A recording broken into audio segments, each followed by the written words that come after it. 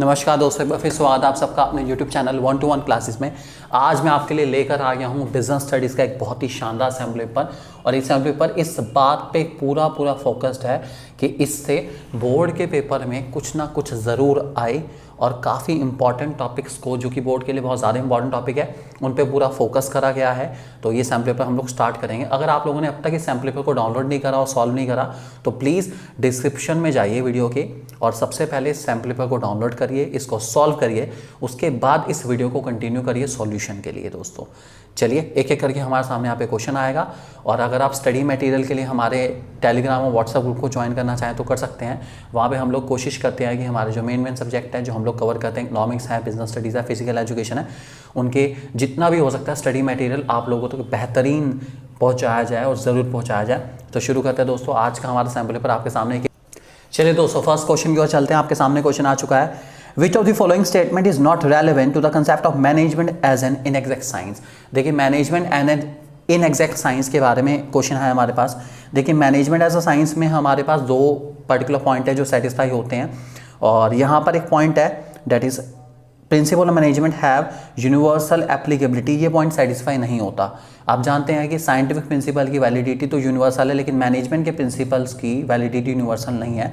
तो option number B हमारा correct answer रहेगा दोस्तों। इसके अंदर ऑप्शन नंबर बी आंसर आएगा, नोट डाउन कर लेंगे। अगला question, which of the following statement is not true with reference to planning. इनमें से कौन सा स्टेटमेंट प्लानिंग के रेफरेंस में ट्रू नहीं है? तो डी वाला ऑप्शन जिसका नाम है planning does not leads to rigidity. Actually planning leads to rigidity correct statement है। यहाँ पे डज नॉट आ गया तो ये स्टेटमेंट हमारा इनकरेक्ट माना जाएगा दोस्तों, ध्यान रखे चलेंगे। क्वेश्चन नंबर 3 आ गया हमारे सामने, Raju decided to open a school uniform shop in local market, but before doing so he has decided to conduct a survey। सर्वे करा है राजू ने और देखा है कि बच्चों की नीड्स क्या है, पेरेंट्स की नीड क्या है। दोस्तों ये जो कंसेप्ट है हमारे पास, इसका नाम है मार्केटिंग कंसेप्ट। फिलॉसफी आप लोग बहुत अच्छे से जानते हैं। जिस भी क्वेश्चन में मार्केट का सर्वे करा जाएगा, लोगों की नीड्स को आइडेंटिफाई करा जाएगा, उनको पूरी करने की कोशिश करी जाएगी, इसका आंसर हमेशा मार्केटिंग कंसेप्ट रहता है। ध्यान रख के चलेंगे, फिलॉसफी हमारी है मार्केटिंग की। अगला पॉइंट दोस्तों क्वेश्चन नंबर 4 है हमारा। क्वेश्चन नंबर 4 में आ गया, identify the level of management which does not interact with the workforce. Workforce के साथ इनमें से कौन कॉन्टैक्ट नहीं करता? Middle level of management. बाकी जो तीनों ऑप्शन है वो एक्चुअल में एक ही है। सुपरवाइजरी कह लीजिए, ऑपरेशनल कह लीजिए, फर्स्ट लाइन कह लीजिए, ये सब के सब एक ही हैं। आप ध्यान रख के चलेंगे। पूछा जा सकता है अदर नेम पहचानने के लिए, अगर आ सकता है तो आप ध्यान रखेंगे अदर नेम क्या क्या है। सुपरवाइजरी के, ऑपरेशनल और फर्स्ट लाइन मैनेजर भी कहा जाता है। क्वेश्चन नंबर 5 आ गया दोस्तों हमारे सामने, one of the principle of general management is in direct contradiction to the technique of scientific management. एक ऐसा प्रिंसिपल है फ्यूल का और एक ऐसी टेक्निक है टेलर की जो आपस में कॉन्ट्राडिक्ट करके चलती है दोस्तों। वो है हमारे पास यूनिट ऑफ कमांड और उसके साथ कॉन्ट्राडिक्शन में फंक्शन फॉरमैनशिप। जहाँ यूनिट ऑफ कमांड कह रही है कि ऑर्डर देने वाला एक इंसान होना चाहिए, ठीक है, एक इंसान को एक इंसान ही ऑर्डर दे, जबकि हमारे पास जो फंक्शन फॉरमैनशिप है उसके अंदर ऑर्डर देने वाले 2 लोग हैं। तो यहाँ पर कॉन्ट्राडिक्शन रहती है। तो ये हमारे पास है क्वेश्चन नंबर 5 का आंसर है दोस्तों option number C. Question number 6 आ गया, name the marketing function that seeks to protect against both unavoidable delay in delivery to meet contingencies in demand. Okay, ऐसा कौन सा है जो लोगों की डिमांड को फुलफिल करने में हेल्प करता है और कभी डिले ना हो डिलीवरी में? इसके लिए दोस्तों हमारे पास ऑप्शन रहता है वेयर हाउसिंग। वेयर हाउसिंग जो है टाइम की सेविंग कराता है और जब जब डिमांड आएगी तब हम डिमांड को फुलफिल कर सकते हैं अगर हमारे पास वेयर हाउस में स्टॉक है तो। क्वेश्चन नंबर 7 आ गया हमारे सामने, it is difficult to demark the time spent by a manager in performing particular function on a particular day, as he may have performed all the function simultaneously while doing his work. Identify the feature of management being highlighted here. इसका नाम है management is continuous process. सारे function एक के बाद एक चलते रहेंगे। मैनेजमेंट कंटिन्यूस प्रोसेस है, कभी रुकता नहीं, कभी थमता नहीं, चलता रहता है। क्वेश्चन नंबर 8 आ गया, in order to inform and persuade the prospective customers about its range of product, a startup business decide to use non personal form of communication. Identify the element. देखिए non personal form of communication दोस्तों हमारे पास एक ही है, देखिए जिसका नाम है advertising. ठीक है, आप पर्सनल सेलिंग करेंगे, पर्सनल फॉर्म है, सेल्स प्रमोशन करेंगे, पर्सनल फॉर्म है, पब्लिक रिलेशन करेंगे, पर्सनल फॉर्म है, इंटरेक्शन ज़्यादा होता है। जबकि नॉन पर्सनल फॉर्म हमारे पास सिर्फ एक है, उसका नाम है एडवर्टाइजिंग। नई कंपनी काफ़ी पैसा खर्च करती है एडवर्टाइजिंग पे, क्योंकि एडवर्टाइजिंग हमारी नॉन पर्सनल फॉर्म है लेकिन पेड फॉर्म है कम्युनिकेशन की। आप ध्यान रख के चलेंगे।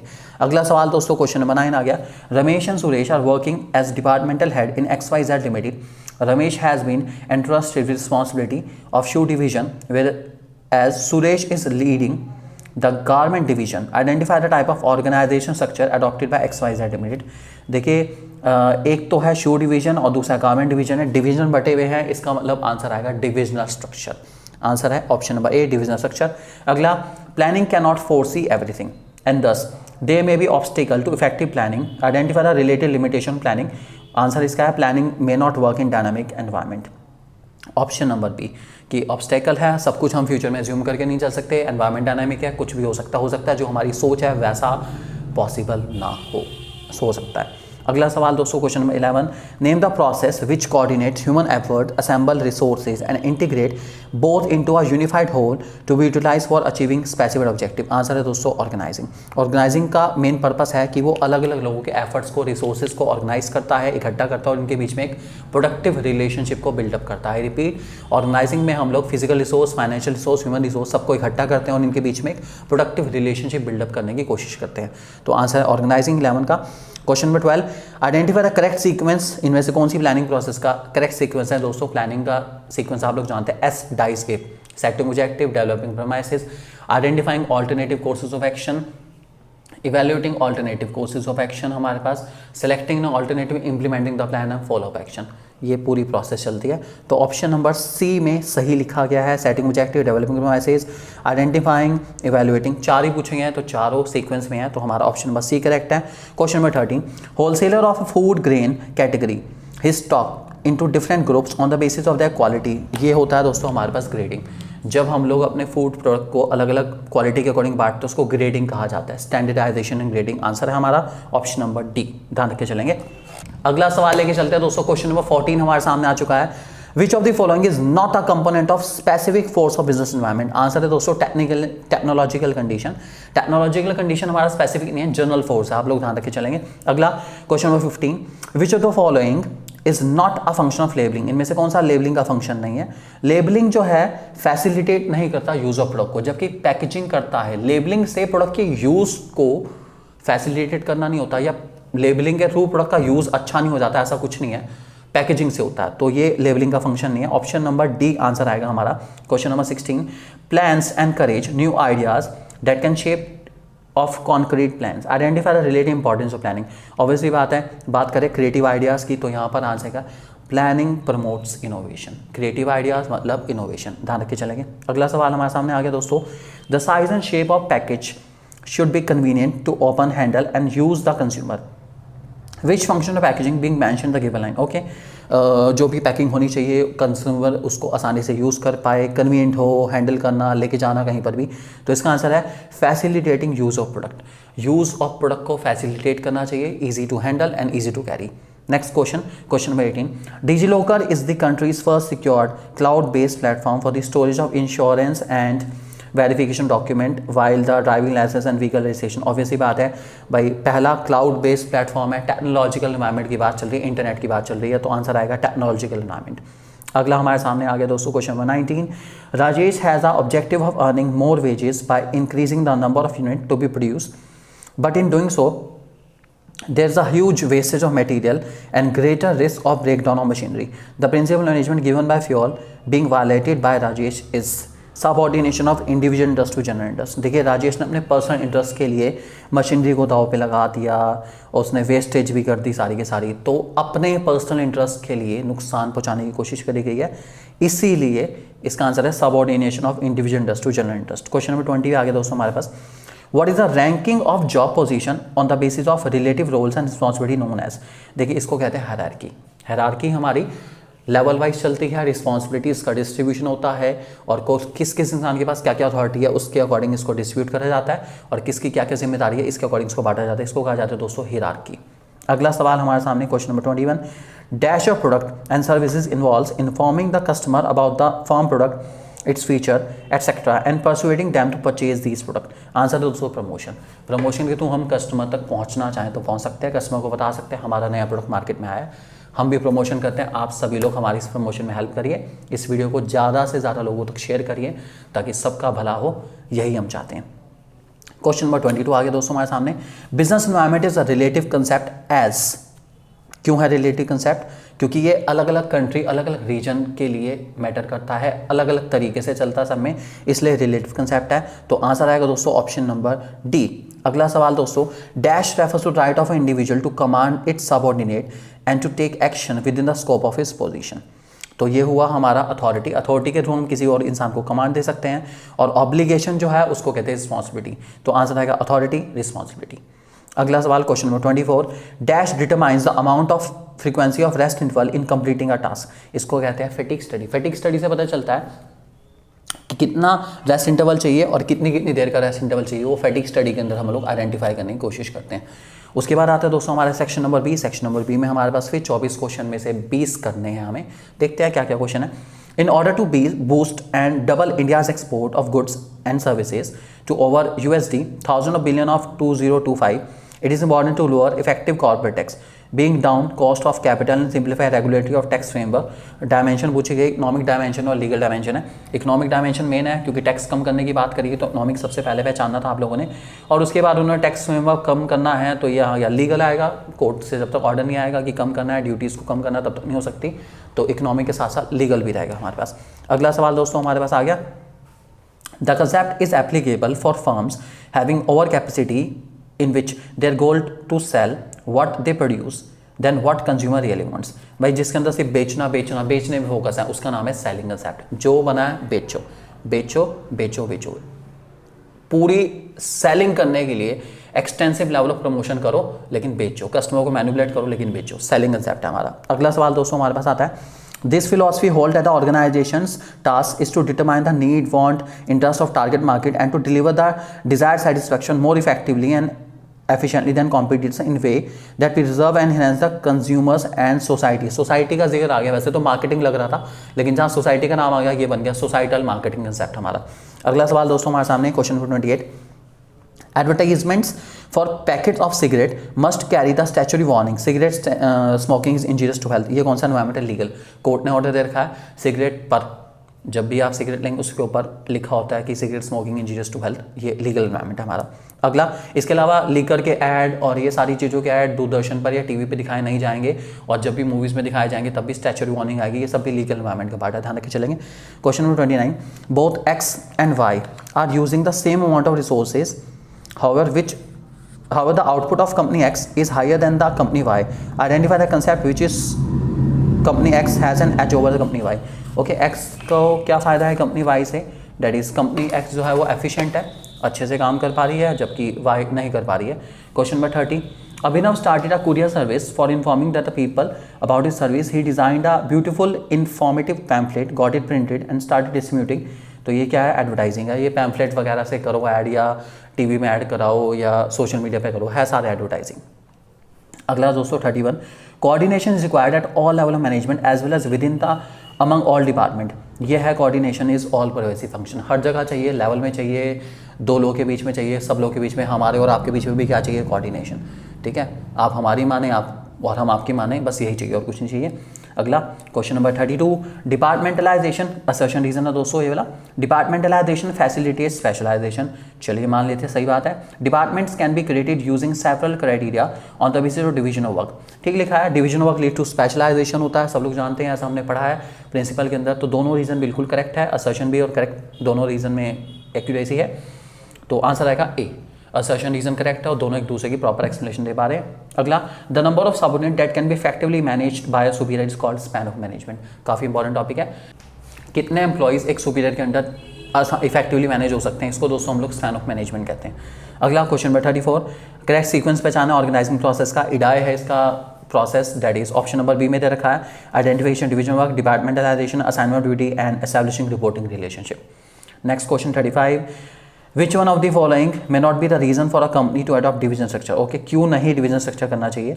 Leads to economies of scale and this lower interest। Answer आएगा ऑप्शन नंबर सी की वजह से हम लोग कभी नहीं करते डिवीजन स्ट्रक्चर, ध्यान रख के चलेंगे। अगला, which of the following is the benefit of planning? Planning का फायदा सब है, कन्फ्यूजन अवॉइड करने में हेल्प करती है, हमें क्लैरिटी करती है थॉट में, एक्टिविटीज़ को मिनिमाइज करने की कोशिश करती है, वेस्टफुल एक्टिविटीज़ को मिनिमाइज करती है, ये सब है हमारे, तो सारी ठीक है। अगला, which of the following is not a designation of a top level management, इनमें से कौन सा टॉप लेवल मैनेजमेंट नहीं आता? Production manager. प्रोडक्शन मैनेजर हमारा मिडिल लेवल मैनेजमेंट में आता है, बाकी सब president, chairman, vice president top level के हैं।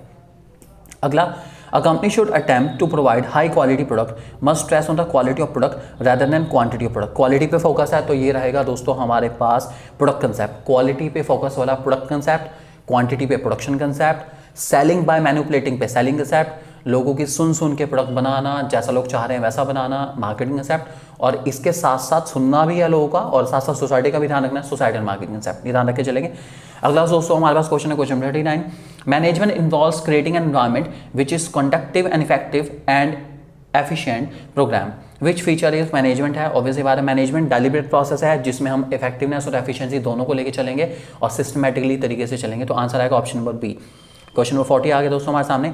क्वेश्चन काफ़ी बड़ा है, काफ़ी बड़ा इस क्वेश्चन पढ़ने के बाद हमें पता चलता है स्किलफुल मैथड में बात करी गई है सारी की सारी, और नॉलेज एस्पेक्ट की बात करी गई है, तो इसका आंसर है दोस्तों मैनेजमेंट एज एन आर्ट, ध्यान रख के चलेंगे।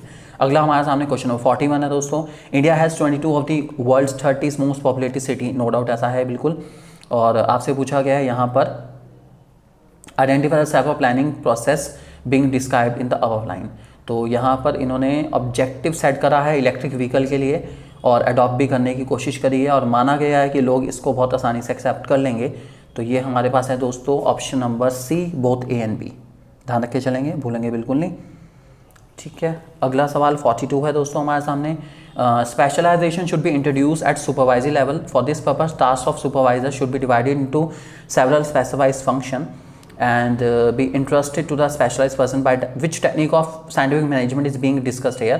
देखिए सुपरवाइजरी लेवल को काम बांटना है सारा का सारा और स्पेशलाइज मैनर में बांटना है, तो इसका दोस्तों आंसर है फंक्शनल फॉर्मैनशिप, फंक्शनल फॉर्मैनशिप इसका आंसर है सही। अगला असर्शन रीजन है, a brand name should be distinctive होना चाहिए, रीजन में it helps a customer to identify differentiate product from other, ठीक है, ए बिल्कुल सही है, ब्रांड नेम अलग होना चाहिए ताकि कस्टमर उसको दूर से पहचान पाए कि अरे वाह ये तो हमारे वाला ब्रांड है। Next question number 44, corporate sector participating in rehabilitation of handicap children spending 10 crore, obviously बात है बच्चों की मदद करना, ये सारा कौन सा ऑब्जेक्टिव है? सोशल, सोसाइटी की भलाई करो, सोसाइटी की भलाई करो। अगला सवाल question number 45, the target of Bajaj limited is to produce 12,000 bikes in year, then a company must ensure that the 1,000 bikes should be produce in a month, in case of any shortage corrective action must be taken, which type of planning process is being highlighted in the para. Okay, इसका नाम है दोस्तों follow up action. Follow up action में होता है कि जो हमारा ऑब्जेक्टिव है हम उसको सही से अचीव कर पा रहे हैं, नहीं कर पा रहे हैं, कर पा रहे हैं, ठीक है, नहीं कर पा रहे हैं तो इमीडिएटली एक्शन चाहिए, उसको कहते हैं फॉलो अप एक्शन, ध्यान रख के चलेंगे।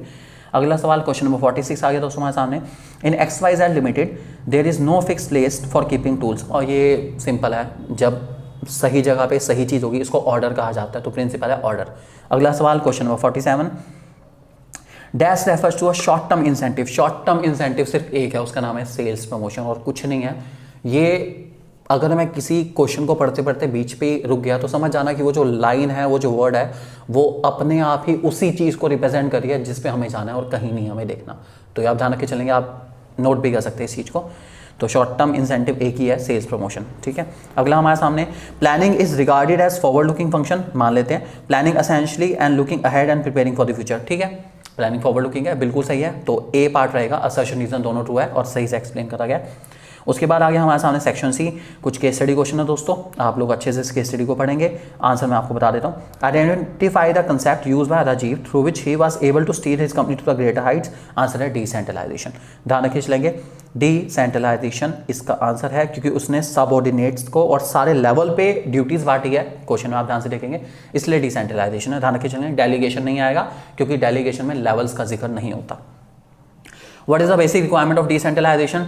ऑब्वियसली बात है भाई, बेसिक रिक्वायरमेंट जो है डिसेंट्रलाइजेशन की वो डेलीगेशन है, क्योंकि इसी के थ्रू ही होता है, मतलब डेलीगेशन एट या delegation through all the level is known as decentralization, तो आप ध्यान रखे चलेंगे, तो बेसिक है डेलीगेशन। अगला हमारे पास dash arise from establish scalar chain, obviously बात है अथॉरिटी स्केलर चेन के थ्रू मिलती है, आप जानते हैं, तो अथॉरिटी आंसर रहेगा 51 का। 52 हमारे पास, which of the what is the direction of flow of the element of delegation as identified in the previous question, answer आएगा टॉप टू बॉटम, अथॉरिटी हमेशा टॉप टू बॉटम की तरह चलती है, ऊपर वाले अब से नीचे, नीचे वालों को देखे चलते हैं। अगला हमारे सामने है दोस्तों 53, what is the importance of decentralization, सारी हैं, ऑल ऑफ द अबव है। क्वेश्चन हमारे पास लास्ट इसमें कि which one of the following is not true, Rajiv does not delegate authority, ये ट्रू नहीं है, राजीव ने करी है, बिल्कुल करी है। अगला क्वेश्चन 55 अगेन केस स्टडी है। इसमें आपसे पूछा गया है आइडेंटिफाई करना है आपको बिजनेस एनवायरनमेंट की इंपॉर्टेंस को। तो डी वाला part, it helps in identifying the opportunities and getting the first mover advantage, इसका आंसर आएगा क्वेश्चन नंबर 56। राजन वाला है क्वेश्चन, इसमें आपसे पूछा गया है feature of good brand name क्या है, गुड ब्रांड नेम का फीचर है इसमें, तो आंसर है versatile and can be use for brand extension.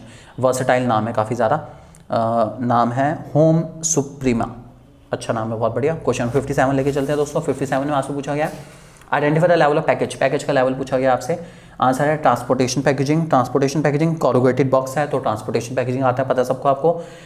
चलिए दोस्तों नेक्स्ट क्वेश्चन देखते हैं। क्वेश्चन नंबर 58 आ गया हमारे सामने। आपको बताना है, ये हमारा जो है डिफरेंशियल पीस वेज सिस्टम के अकॉर्डिंग ये क्वेश्चन है, और इसमें बताया गया कि एक फर्म में 75 यूनिट स्टैंडर्ड रखी गई है। जो इंसान स्टैंडर्ड से ऊपर काम करेगा उसको 100 रुपये पर यूनिट के हिसाब से पैसा मिलेगा, ठीक है, और जो इंसान स्टैंडर्ड से नीचे काम करेगा उसको 80 रुपीज़ पर यूनिट के हिसाब से मिलेगा। एक इंसान ने बनाई है 80 यूनिट्स और दूसरे इंसान ने बनाई 69, तो दोनों में कितना फ़र्क होगा इनके जो पैसे में, उसमें आपको ये बताना है। तो जिसने 80 बनाई है उसको 100 रुपये के हिसाब से मिलेंगे, यूनिट्स 80, रेट 100 रुपीज़, 8000 को उसको मिल गए, और जिसने बनाए 69 उसको 80 रुपीज़ के हिसाब से मिलेंगे, उसको मिले 5520। दोनों में जो डिफरेंस है हमें वो नोट डाउन करना था। डिफरेंस आएगा दोस्तों 2480 का, तो आंसर आएगा ऑप्शन नंबर सी। अगला सवाल क्वेश्चन नंबर 59 है दोस्तों। इसमें पूछा गया है फंक्शन ऑफ मैनेजमेंट पूछा गया आपसे, और इसमें आप अगर आप ध्यान से देखेंगे तो इनके ऑब्जेक्टिव सेट हो रहे हैं सारे के सारे, इसलिए आंसर आएगा प्लानिंग। क्वेश्चन नंबर 60 हमारे पास आ गया दोस्तों। In Aarti private limited there is one head Aarti who has 2 lines of authority under her. One line consists of Amir, Rohit, Suresh, Vinay, Ravi, and other line of authority under Aarti is Ramesh, Kavi, Arif, Preeti, Naveen. According to principal management given by Fuel, if Vinay has to communicate with Preeti, who is at the same level of authority, दोस्तों इसमें skeleton आप बना लेंगे, उसके according मैं answer आपको बता देता हूँ। तो आंसर रहेगा, अगर विनय ने बात करनी है प्रीति से तो वो करेगा Vinay to Suresh, Suresh to Rohit, Rohit to Aamir, Aamir to Ramesh, Ramesh to Kavi, and Kavi to Arif, and Arif to Preeti. तो इस तरीके से चलने वाला है, ध्यान रख के चलेंगे। इसी के साथ दोस्तों ये हमारा सिंपलीफाई खत्म हुआ। चैनल को अभी जल्दी से जल्दी सब्सक्राइब करिए ताकि आगे आने वाले एग्जाम में आपको हमारे चैनल से मैक्सिमम बेनिफिट मिल पाए। Thank you very much and God bless you.